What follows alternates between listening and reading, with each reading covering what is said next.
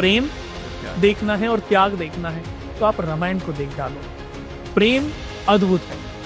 भाई का भाई से कैसा प्रेम कि रामचंद्र जी को वनवास हुआ, लक्ष्मण जी साथ चले गए।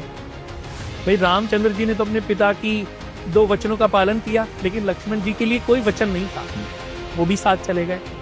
ये प्रेम था ना, पिता का पुत्र का पिता के प्रति प्रेम कि वचन पिता ने कहा तो राज तिलक होना है, 1 दिन के बाद राज तिलक होना है, और कहा ये वचन पूर्ण करने के लिए वो खुशी खुशी वन को चले गए।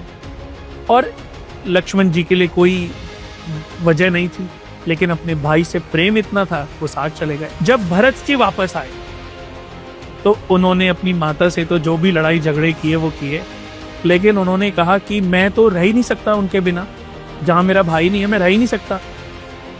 तो पूरी कोशिश की उन्होंने, गए, माफी मांगी, बहुत मिन्नतें की।